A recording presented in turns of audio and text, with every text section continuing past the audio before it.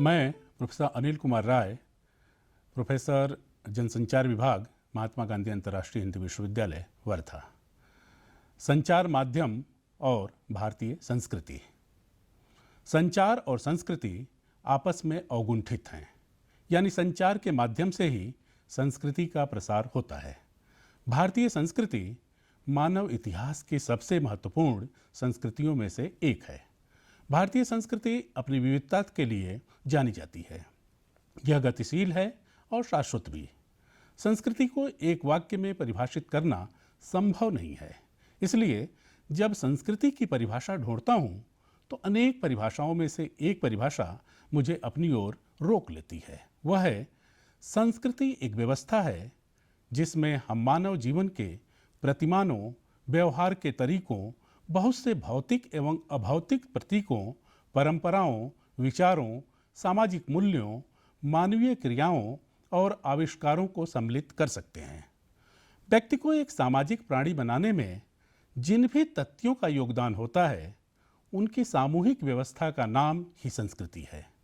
भारतीय संस्कृति हमारी मानव जाति के विकास का उच्चतम स्तर कही जा सकती है। इसके परिधि के सारे विश्व राष्ट्र के विकास में वसुधैव कुटुंबकम के सारे सूत्र आ जाते हैं।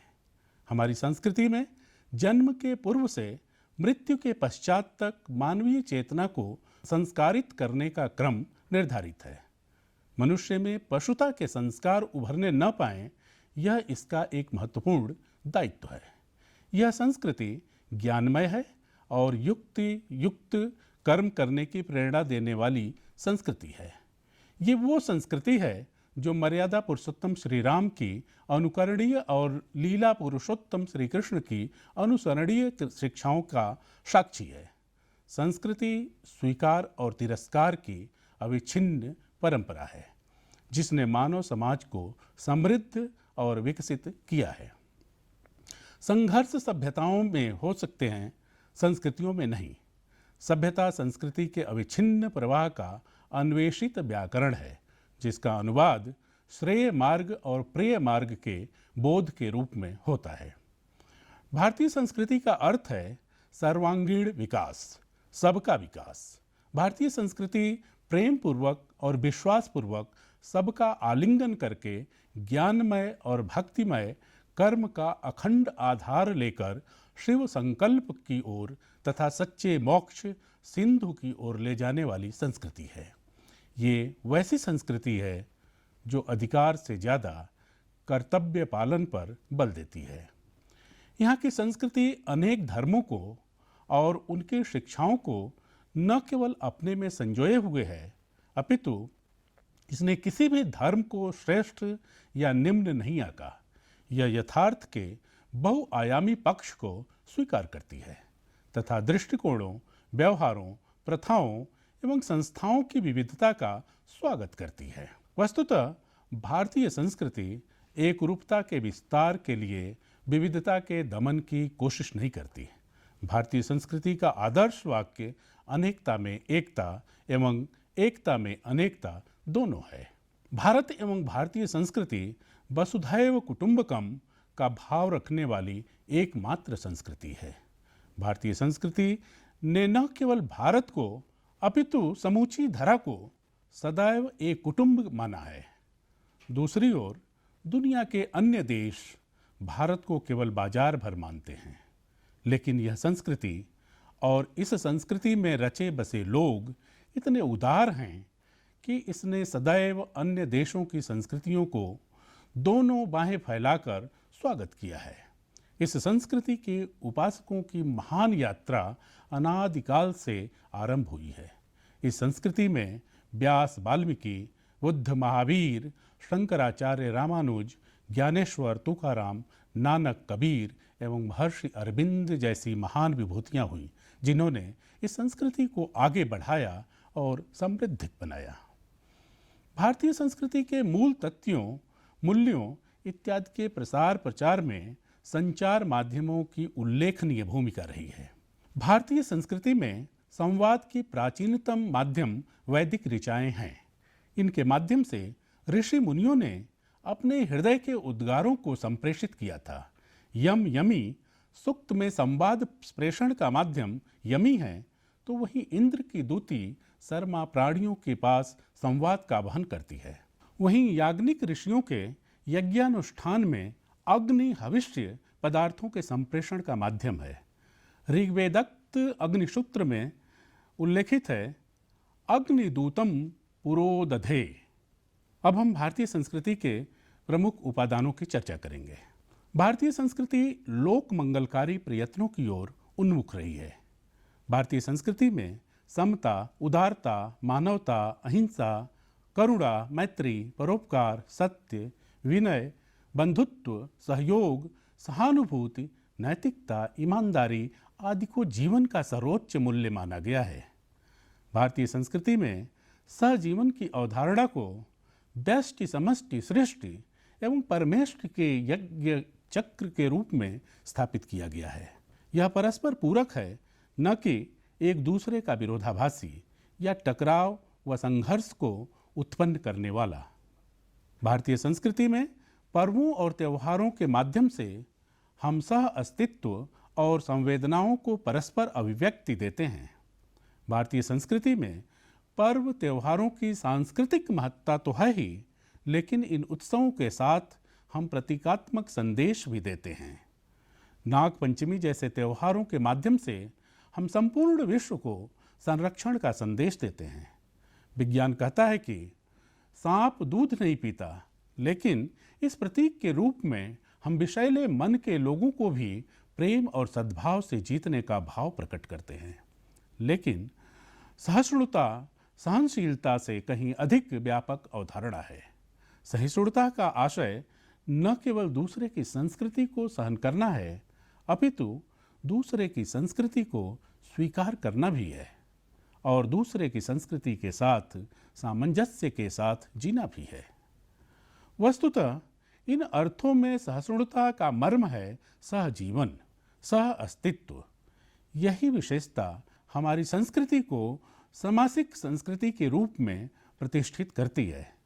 हमने प्राचीन काल से वर्तमान तक ईरानी, यूनानी, शक, कुषाण, हूण, तुर्क, मंगोल, मुगल जैसी न जाने कितनी संस्कृतियों को स्थान दिया, अपितु सांस्कृतिक तथ्यों के परस्पर आदान प्रदान की प्रक्रिया द्वारा भारत की संस्कृति को सामासिक स्वरूप भी प्रदान किया।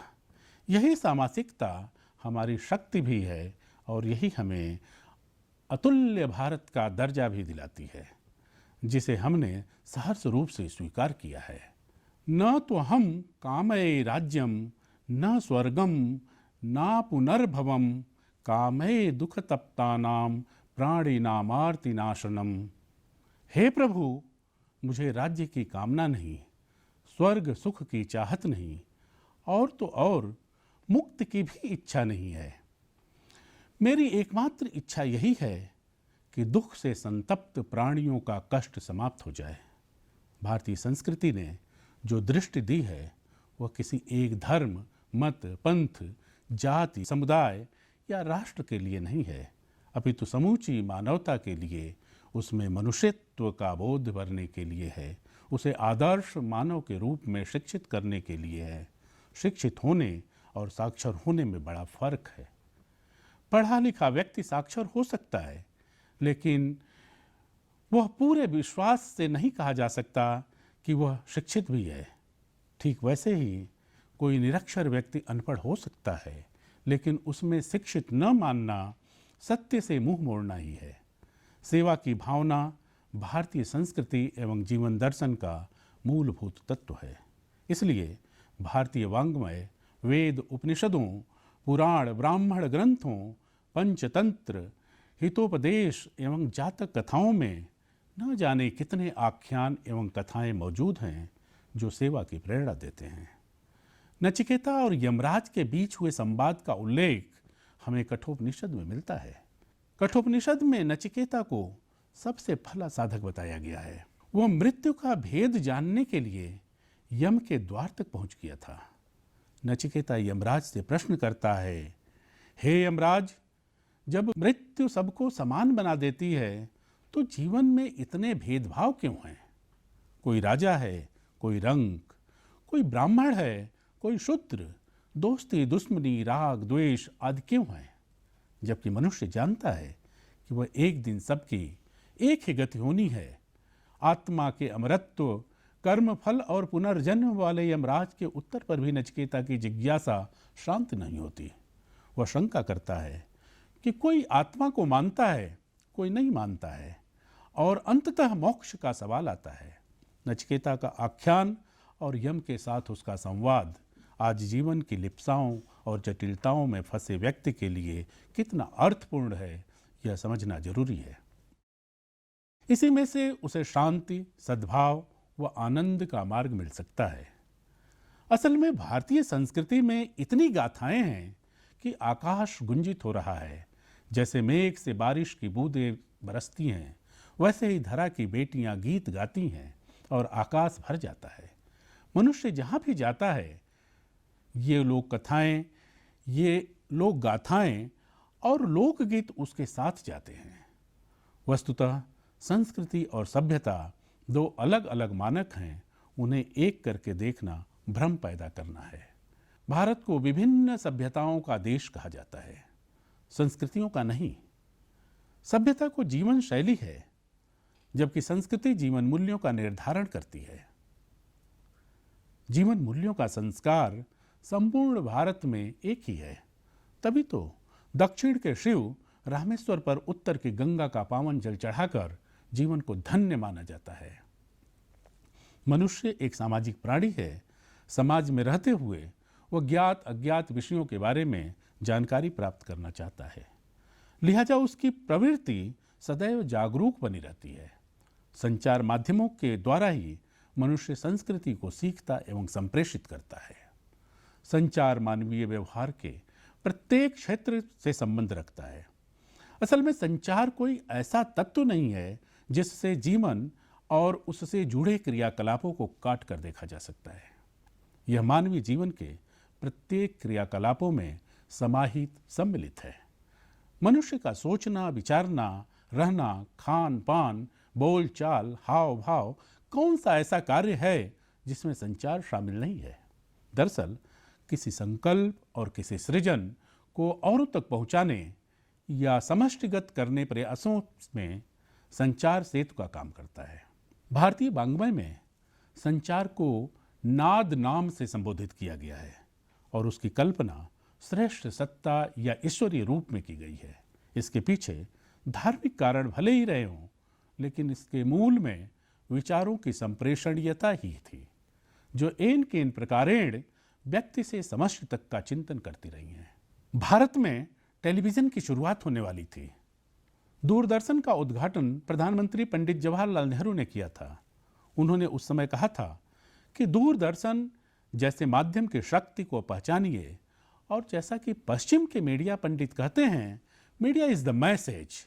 इस भ्रम को तोड़िए और साबित कीजिए कि man behind media is the message.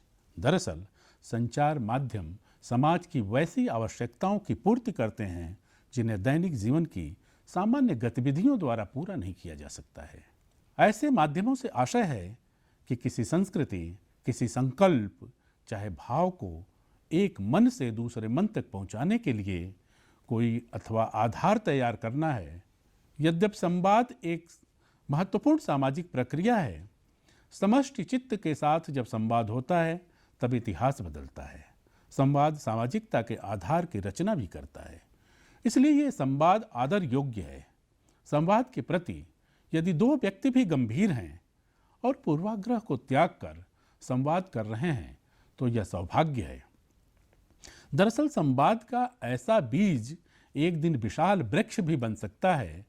Manu संहिता में उल्लिखित है, प्राचीन काल में इस देश भारत में जन्मे लोगों के सामीप्य द्वारा पृथ्वी के सब लोगों ने अपने अपने चरित्र की शिक्षा ली।